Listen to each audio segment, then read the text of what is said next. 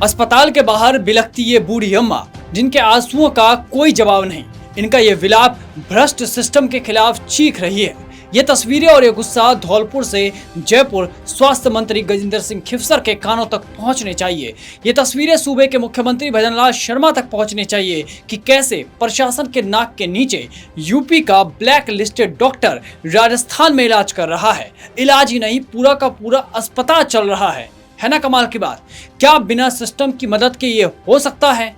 जवाब तो देना होगा। आप भी कमेंट करके बताइए कि राजस्थान का मेडिकल सिस्टम अब क्या पूरी तरह से ध्वस्त हो चुका है? क्योंकि जो मामला अभी धौलपुर से सामने आया, कोटा की बात बाद में करूंगा क्योंकि उसमें एक और अपडेट सामने आई है। पहले इस धौलपुर के मामले को समझिए। जो मामला अब धौलपुर से सामने आया है उसने तो हैरान करके रख दिया है। देखिए, अभी कोटा में हुई प्रसूताओं की मौत की वजह भी पता नहीं चली है कि धौलपुर में हुई मौत ने प्रशासन के कान खड़े कर दिए, क्योंकि अस्पताल में इलाज कर रहा मुख्य डॉक्टर उत्तर प्रदेश से ब्लैक लिस्टेड है और वो यहाँ अवैध रूप से लोगों की जिंदगी से खिलवाड़ कर रहा था, लेकिन प्रशासन को इसकी भनक तक नहीं थी। है ना कमाल की बात। दरअसल धौलपुर जिला भौगोलिक रूप से उत्तर प्रदेश के आगरा और मध्य प्रदेश के मुरैना जिला से बिल्कुल सटा हुआ है। आगरा और मुरैना में जब भी प्रशासन चिकित्सा माफियाओं और अवैध रूप से चल रहे प्रसव केंद्रों पर सख्ती करता है तो वहां के दागी डॉक्टर भागकर धौलपुर आ जाते हैं। यहाँ वो बेहद कम किराए पर चोरी छिपे इमारतें लेते हैं और बिना किसी वैध रजिस्ट्रेशन या लाइसेंस के बड़े बड़े अस्पतालों के बोर्ड टांग देते हैं। इन सब में यहाँ के स्थानीय माफिया, जिन्हें चिकित्सा की बिल्कुल रत्ती भर ज्ञान तक नहीं है, वो पार्टनरशिप के नाम पर शामिल हो जाते हैं और उन्हीं के साथ मिलकर बिना रजिस्ट्रेशन के यहाँ मौत के कारखाने चल रहे हैं। आगरा और मुरैना के तथाकथित डॉक्टर धौलपुर के इन अस्पतालों में स्थायी रूप से कभी नहीं बैठते। ये केवल हफ्ते में 1 या 2 दिन या फिर किसी बड़े ऑपरेशन जैसे सिजेरियन डिलीवरी, यूट्रस रिमूवल के लिए ऑन कॉल धौलपुर आते हैं। डॉक्टर तो ऑपरेशन करके अपनी फीस जेब में डालकर वापस आगरा या मुरैना लौट जाते हैं, लेकिन इसके बाद मरीज को संभालने के लिए अस्पताल में कोई योग्य डॉक्टर नहीं होता। आईसीयू और वार्ड में भर्ती मरीजों को 10वीं और 12वीं पास अप्रशिक्षित कंपाउंडर और नर्सों के भरोसे छोड़ दिया जाता है। जब इन नौसिखियों की लापरवाही से मरीज की हालत मरने जैसी हो जाती है तो धौलपुर की ये अस्पताल संचालक अपनी गर्दन बचाने के लिए मरीज को एम्बुलेंस से लाद कर तुरंत आगरा या ग्वालियर रेफर कर देते हैं ताकि मौत धौलपुर की सीमा में ना हो। हाल ही में धौलपुर शहर के घंटागढ़ रोड पर स्थित श्री ओम अस्पताल और बाड़ी रोड के कुछ निजी सेंटरों पर हुई प्रशासनिक कार्रवाई ने इस अंतर्राज्यीय रैकेट की पोल खोल दी है। ये नौसिखिए कैसे मरीज के परिजनों को उलझा कर रखते हैं और कैसे लूटते हैं, आप खुद सुन लीजिए। क्या किया, पहले 40,000 रुपए मेरे से जमा करा लिए, फिर बोले कि खून की बोतल लेके आओ, तो मैं खून की बोतल लेके आया। फिर दोबारा बोला कि खून की बोतल लेके आओ। खून की बोतल ऐसे ऐसे करके उन्होंने 6 बोतल मंगाई मेरे पे, तो मैंने उनको दे दिया। फिर उसके बाद में उसके अंदर गया मैं, तो वो तो सोने लगे दोनों कंपाउंडर जो होते थे। डॉक्टर तो था नहीं उधर। मैंने बोला था, कंप्यूटर को जगाया मैं, जग भाई नहीं इसको देख, थोड़ा तकलीफ हो रही है, उंगाई कर रही है, मैंने दर्द हो रहा है। तो वो बोलने लगी थी कि अभी थोड़ा रुको, वो तुम्हारे देखने की वजह से ऐसे दर्द कर रही है, जाओ आप बाहर जाओ। तो मैंने कहा मैं बाहर क्यों जाऊँ, मैं मरीज के जोड़ दूंगा, मैं तुम सुनवाई नहीं कर रहा। फिर मैं उन पर भिड़ बैठा उनसे। मैंने बोला भर्ती कराया गया था, तो क्या भर्ती कराया था 13 तारीख को, 13 तारीख को भर्ती कराया था। तो 13 तारीख से तो वो खून की बोतल ही चढ़ाते रहे।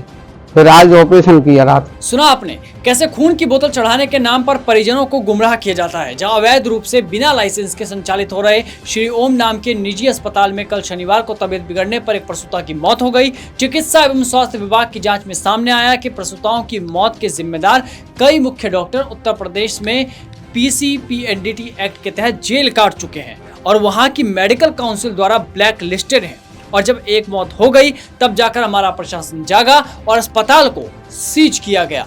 और क्या कुछ कहा ये भी सुनिए। विशेष सेंटर में शिफ्ट कर दिया गया है। इस हॉस्पिटल का पहले भी किसी तरीके से रजिस्ट्रेशन नहीं था, हमने रजिस्ट्रेशन कैंसिल भी कर दिया था इसका। और पहले ये दोषी करार हमने करा दिए थे अपनी जांच में, और इनका चालान है जो हमने पुलिस में FIR हुई थी पुलिस नयालगंज में, इनका मैटर चल रहा है और हो सकता है कि वहां से पुलिस ने चालान भी कर दिया हो। तो ये जो हॉस्पिटल वो इलीगल चल रहा था। जब भी हम आते तो हमें यहाँ कोई दिखता नहीं था, तो चोरी छुपे चला रहे थे।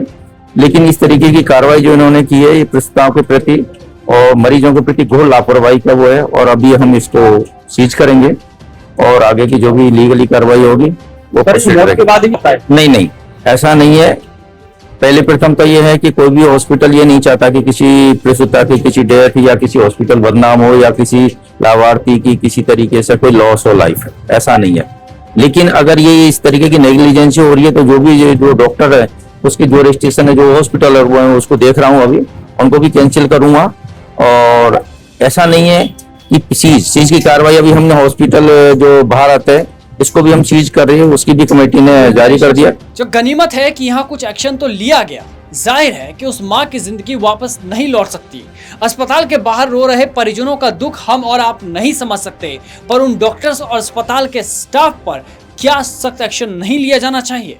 पर ऐसा कुछ क्या होगा, ये एक गंभीर सवाल है। इसकी वजह है कि जब कोटा में हुई मौतों पर सवाल पूछे जाते हैं तो चिकित्सा मंत्री आंकड़ों में बातों को घुमा देते हैं। कोटा के अंदर ही और अपने 2 हॉस्पिटल सरकारी के अंदर अचानक 2 दिन के अंदर ये क्या हुआ, ये इंपॉर्टेंट चीज ये है। एम्स की टीम भी कल आके चली गई ताकि आप लोग नहीं कहें कि भाई आपने उच्च स्तरीय जांच नहीं करी।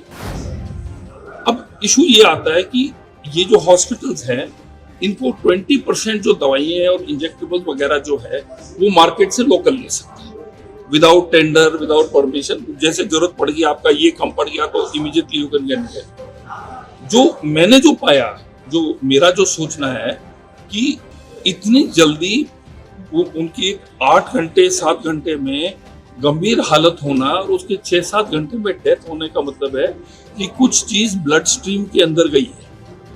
अब उसमें ये भी हो सकता है कि इंजेक्टेबल दवाई भी की गोली से भी ऐसा रिएक्शन नहीं होता है। अब इसके अंदर ये भी हो सकता है आईवी फ्लूइड, जैसे मान लो है अच्छी कंपनी का सब कुछ सही है, स्टोरेज उसकी सही नहीं हो, that could be one reason इसका है।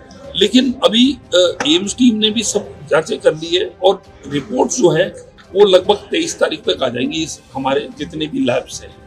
तो 80% दवाइयाँ तो RMS लेती है, 20% दवाइयाँ जो है वो है लोकल मार्केट से है। कुछ चीज जो ब्लड स्ट्रीम के अंदर इमीडिएटली गया है। और जब मृत्यु दर जो है 0.1% से लेके 0.2% है, 1,14,000 OPD एक हॉस्पिटल में हो रही है, 6,000 डिलीवरी हो रही है जिसके अंदर 3,000 आपके ये सिजेरियन हो रहे हैं। तो मैं सोचता हूँ कि ये जरूर कोई एक्सटर्नल चीज है जिससे ये डेथ हुई है। इसका हमें 23-40 तक, हम जब तक एम्स की भी रिपोर्ट आ जाएगी तो काफी मिस्टीरियस है। 2 हॉस्पिटल, सरकारी हॉस्पिटल एक सिटी के अंदर, तो ये भी नहीं कि कुछ पर्टिकुलर बैचेस तो सब जगह जाते हैं, कोई बैच की दवाई हो, स्टोरेज में हो सकता है, जो इंस्ट्रूमेंट्स प्रॉपर्ली सैनिटाइज नहीं हो, पर ये भी नहीं हो सकता कि 2 OPD के इंस्ट्रूमेंट सैनिटाइज एक साथ नहीं हो और अचानक 2-3 दिन के अंदर हो। तो ये चीजों के अंदर जो है इसका जो भी धुंध है वो उठेगी करीबन अगले मेरे ख्याल में 3-4 दिन में, और हम आपको उसकी रिपोर्ट। वाह चिकित्सा मंत्री जी वाह! इन मंत्री के लिए आप लोगों को ताली बजानी चाहिए। ताली ही नहीं बजानी चाहिए, आप लोगों को थाली चम्मच निकालकर थाली पीटनी चाहिए, क्योंकि कोटा में प्रसूताओं की मौत का सिलसिला अभी भी नहीं थम रहा। अब तक 5 मौतें हो चुकी हैं और कमाल की बात तो ये है कि वजह ही पता नहीं है कि किस वजह से मौत हुई। अभी तक रिपोर्ट ही सामने नहीं आई है। ठीक वैसे ही जैसे सलूम्बर में बच्चों की मौत हुई और कहा गया कि एक रहस्यमयी बीमारी है। कौन सी बीमारी है अब तक किसी को शायद ही पता होगा, क्योंकि देखिए जो कोटा का पहला मामला था वो पहला मामला था 26 साल की एक प्रसूता का सामने आया। सिजेरियन डिलीवरी के कुछ दिन बाद उसे हल्का बुखार और कमजोरी महसूस हुई। परिवार का आरोप है कि शुरुआती लक्षणों को सामान्य मानकर गंभीरता से नहीं लिया गया और प्रसूता की मौत हो गई। इसके बाद 19 साल की ज्योति नायक की मौत का मामला सामने आया। सिजेरियन के 2-3 दिन बाद उन्हें गंभीर संक्रमण हो गया, जिसके बाद ICU और डायलिसिस शुरू किया गया। इनकी भी जान नहीं बचाई जा सकी। तीसरी घटना 31 साल की पिंकी महावार की थी। श्री रामनगर किशोरपुरा की रहने वाली पिंकी को सिजेरियन के कुछ दिन बाद ही किडनी फेलियर की समस्या हो। चौथी मौत 22 साल की प्रिया महावार की, तो 5वीं और सबसे दर्दनाक घटना शिवपुरा की रहने वाली श्रीन की रही। वो 5 माह की गर्भवती थी और पहले से किडनी फेलियर की समस्या से जूझ रही थी। 7 मई को उन्हें निजी अस्पताल में भर्ती कराया गया था और 8 मई को डायलिसिस शुरू हुआ। 16 मई को उन्हें फिर मेडिकल कॉलेज अस्पताल ले जाया गया, जब शनिवार को इलाज के दौरान उनकी मौत हो गई। इस मौत के बाद अब न्यू मेडिकल कॉलेज में प्रसूताओं की मौत का आंकड़ा 5 तक पहुंच चुका है और हमारे माननीय मंत्री जी आंकड़े गिनवा रहे हैं कि कोटा के दोनों मेडिकल कॉलेज में हर साल करीब 1,14,000 ओपीडी, 6,000 डिलीवरी और लगभग 3,000 सिजेरियन ऑपरेशन किए जाते हैं। एक के बाद एक मौत हो रही है सिलसिलेवार तरीके से। अब मंत्री जी हमें आंकड़े गिनवा रहे हैं और जवाब नहीं है। चलिए कोटा का जवाब भी सलुम्बर की तरह ना मिले, हो सकता है, क्योंकि मंत्री जी ने आगे कहा है कि रिपोर्ट आएगी। पर धौलपुर तो देखिए मंत्री जी, जहां आगरा और मुरैना के ब्लैक लिस्टेड डॉक्टरों को मरीज सप्लाई करने के लिए धौलपुर में दलालों का एक मजबूत नेटवर्क सक्रिय है। ग्रामीण क्षेत्रों की आशा सहयोगिनियों, स्थानीय झोलाछाप डॉक्टरों को और सरकारी अस्पताल के बाहर खड़े रहने वाले निजी एम्बुलेंस चालकों को 30 से 50% तक का मोटा कमीशन दिया जाता है।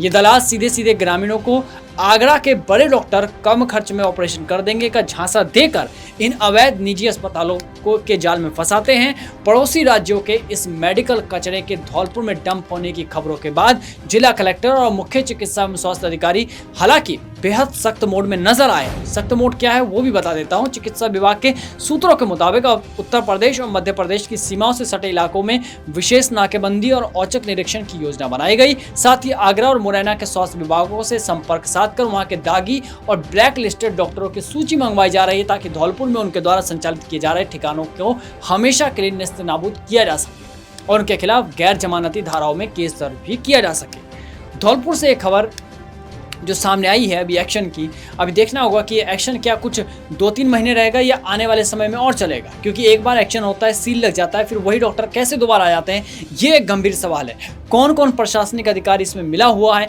ये भी एक बड़ा सवाल है, क्योंकि बिना किसी ऊंची पहुंच के एक अस्पताल खोल लेना, वहाँ ऐसे इलाज करना इतना आसान तो नहीं होगा। देखिए धौलपुर से खबर भेजी थी हमारे रिपोर्टर राहुल शर्मा ने। मैं आपके साथ दीपक कुमार, आप देख रहे थे पॉलिटिकल पंचायत। और धौलपुर में हुई इस मौत, कोटा में हुई इस मौत पर आप क्या कहना चाहेंगे, कमेंट बॉक्स में जरूर जवाब दें। धन्यवाद।